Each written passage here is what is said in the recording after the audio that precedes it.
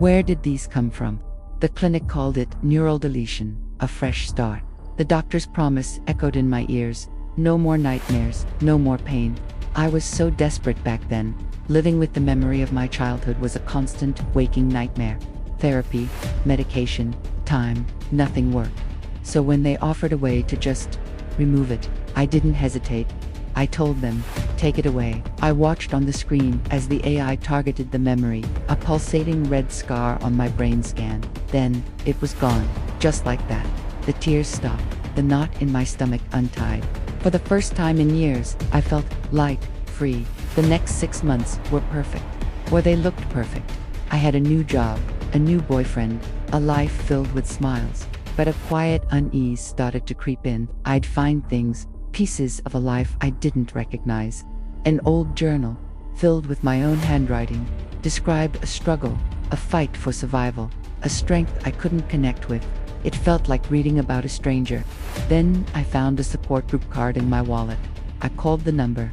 The woman on the other end was so warm. Sarah, we've missed you. How's your recovery? I was confused. Recovery from what? The silence that followed was heavy, filled with a dawning horror. I visited an old friend who mentioned my stepfather, and my blank stare told her everything.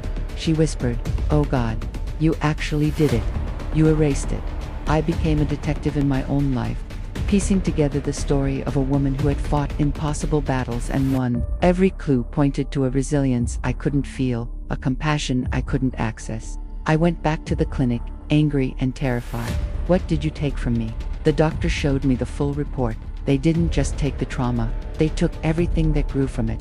The resilience forged in surviving, the compassion learned through suffering. The AI's voice, cold and clinical, explained, trauma wasn't a separate file. It was woven into the fabric of your identity.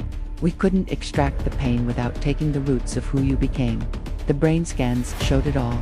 Before, my trauma was connected to everything that made me strong, kind, and purposeful. After, those connections were gone, faded, and disconnected. I was lighter, but I was also empty, incomplete. I started to see it everywhere. My boyfriend left, telling me I wasn't deep anymore, like a copy with the soul missing. I'd look at the scars on my wrists, a physical record of a pain I couldn't remember, and feel nothing. Then, a message appeared on my phone from the clinic. A choice, restoration option available. We can return your memory, but you'll feel everything again. Choose comfortable emptiness or painful wholeness. I chose to restore it, all of it, because I finally understood the woman I was. She earned her strength. This comfortable, hollow version of me was no one. The pain returned, yes, but with it came everything else. My purpose, my depth, myself. My scars weren't just a reminder of what hurt me. They were proof of what I survived. You can't erase your scars without erasing your strength. What about you? Would you delete your worst memory, even if it meant losing the person you became because of it? Let me know in the comments. And if you believe our scars tell our most important stories, follow for more.